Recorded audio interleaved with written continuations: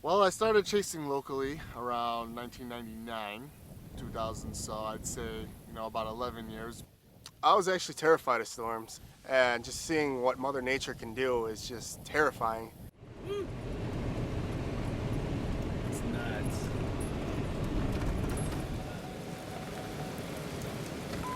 I started storm chasing in June 1st, 2010 was my first ever official storm chase. People I just meet kind of are like, wow, you're kind of crazy. Why would you do that? Why would you put yourself in the danger zone, so to speak, and put yourself at risk? They all say I'm crazy, each and every one of them. But after they say I'm crazy, they say that's so cool and they want to come with one time, and then they never do.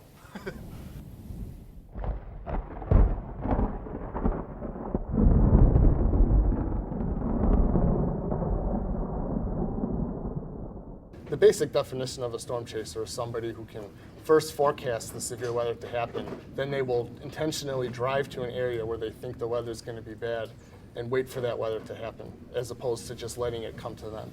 Tornadoes form by a couple of things. You need first something that's going to lift the air. You need something that's going to make the air upset and unstable. So we call that instability. You need the heat, you need the moisture, and then you need something called wind shear, because once the updraft of the storm starts rising up, you have to have cooler, drier air up here and warmer, wetter air down here. When those two things start to come together, you'll start to get rotation, and often the rotation will start as a horizontal. Then as the storm moves against the land, the friction of the land takes that tube that's rotating this way and sets it upright. I saw my first tornado May 5th, 2007, so I was 24 years old. Look! This! Oh my god, look at that! My camera's not recording. And my stream's not up. Here, I'm getting out of the car. Beautiful. Scott! So it took a while before I could finally get that under my belt. And that was part of the reason to keep at it. They eluded me for quite a while. Never got to see one living in Chicago. Obviously, that's not really a tornado hotspot. So, I had to go out and make sure that I see it for myself, because I knew it wasn't going to come to me. I had to go out and find it. A lot of other chasers, they have a childhood encounter with a tornado that sort of sparks their interest, or some event that affected where they live, their home. But for me, that wasn't the case. I only knew of tornadoes through what I saw on the TV and some of the videos I had, so I wanted to go out and see this phenomenon for myself. I've always been interested in the weather, severe weather particularly, since I was a kid, since I was a really young kid. I remember an event when I was a little kid in upstate New York where I lived, and there was a tornado on probably a mile from the road to our right.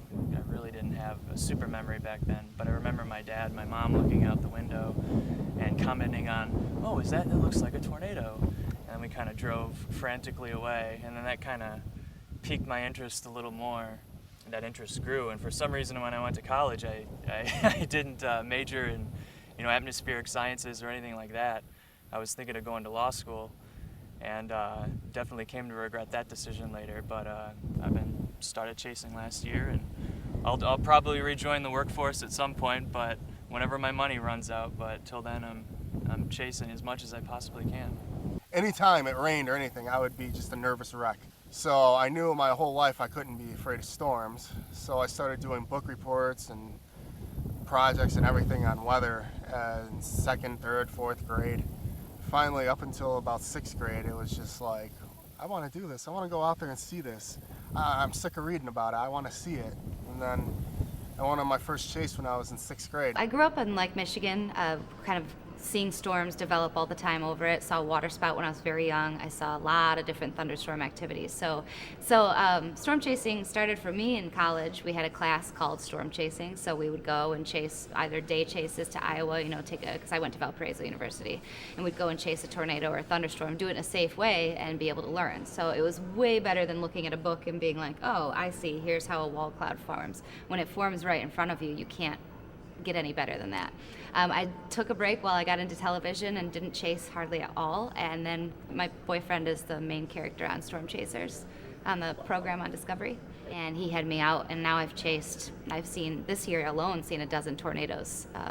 2 or 3 of them very violent and very close. So his whole point is he goes in with the vehicle. We have armored vehicles that are meant to go into tornadoes. And the beauty of storm chasing and knowing what you're doing is you can set yourself 98% of the time, a tornado is going to turn to the right. We call them right turners. So you can set yourself right here and you watch the tornado, you learn from it, and it goes past you.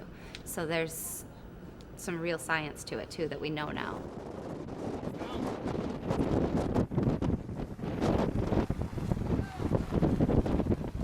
Look behind you! Look behind you!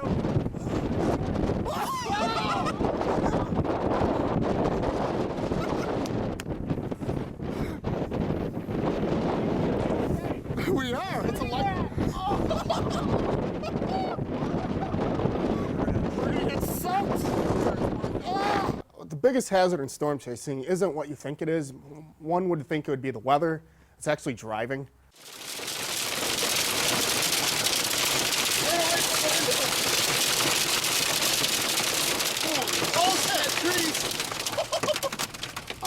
Weather is a secondary hazard, in my opinion, because you could be filming a tornado and not notice the road comes to a T, and you're not paying attention to the road, and you drive off of it.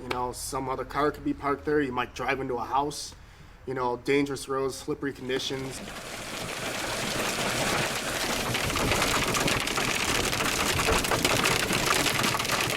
Tornadoes themselves are hazards, obviously.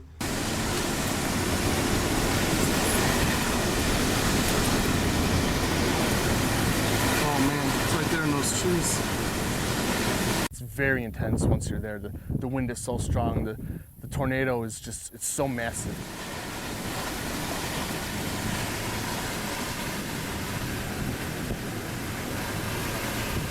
You look at it on the TV and you think, okay, it's a tornado. But when you actually see it in person, they are massive. You don't look straight at them, you look up, and all you see is this giant tornado coming at you. So it's a very intense moment, and you never know how you're going to react until you're in that situation. So some people can handle themselves very well, and others let their emotions get the better of them, and they kind of freak out a little bit, and then I have to try to calm them down so that way their emotions don't rub off on me, and then I lose composure, I lose situational awareness. So you have to try to kind of keep everybody calm, because things can get chaotic really quickly and you can lose situational awareness, and then that puts yourself in more danger because you're focusing on the wrong things and not what you should be focused on. With a tornado, like let's for example say Joplin, when they just got south half of town got wiped out, it's like city blocks within city blocks and miles of the same damage of chaotic violence. It's not like 2 objects hitting each other and causing bodily harm. It's a 2x4, a semi, a train car falling on a house with someone in there. You can't imagine this stuff. If you don't have education and you don't know what you're doing, don't get in a car and go after a tornado. It's just, you're risking your life and a lot of others as well, because traffic becomes an issue. A car is not a good place to be in a tornado. If you're going to be anywhere, if you're going to live, it's in a basement. People don't die in basements. There have been some freak accidents that have happened, but really, overall, no one dies in a basement or in a storm shelter. You go in a car and you're risking yourself, you're putting yourself out there to get killed. Luckily, this vehicle that we ride in is, we can go into an EF3. He has been in, I haven't been inside a tornado, but he's been inside a dozen. Inside the tornado, and debris hits it and bounces right off. It's lined with something called Line-X. It has double pane, bulletproof, windows, and there are a lot of things on it that make it, and it also suctions to the ground, so that it kind of acts like the opposite of an airplane wing. When air goes over it, it kind of shoves it to the ground. I'm actually a pretty low-tech chaser compared to some of the ones out there, but I do have some equipment that helps me track the storms better. It helps make it safer and helps me to be able to do a better job. Radar is obviously one of the most very important things you could have. It shows where the storms are, where they're moving, the intensity. This will also display other things like how big hail could be. This right here is a live streaming camera. This will broadcast the live internet feed, so people at home can actually watch what I'm seeing through the window. It helps give the National Weather Service the most up-to-date information, because they can't see what's going on with the storm. So when they tune into the live stream, they can actually see what's going on with the storm in the field and relate that to what they're seeing on radar. One of the first things you'll notice is this sort of cage-looking thing. These are actually hail guards. They're designed to protect against hail, larger than golf balls. And then in the back here, one of the things that we use is we have this camera probe. Basically, what we're trying to do with this is to just capture extreme video of the tornado. Hopefully we can get it in the path, and the tornado will ideally pass over the probe. We could see inside the funnel, see the debris, kind of get a unique perspective of what actually goes on inside the tornado. So this is kind of one of the things that we're doing. Chasing can be safe if you do it wisely, and you have the tools in the car, you have the radar to see where the storm is, where the dangerous parts of the storm are, where you are in relation to the storm. You know, all those are very large necessities, I believe, to chasing. You know, if you have the desire to get out there and do it, I fully, get out there and do it. You know, I'm living my dream right now, and I'm loving every second of it, and I would not give it up for the world. And I wish anyone out there who wanted to chase and had the dream of chasing to get out there and do it, but to do it safely and to do it wisely.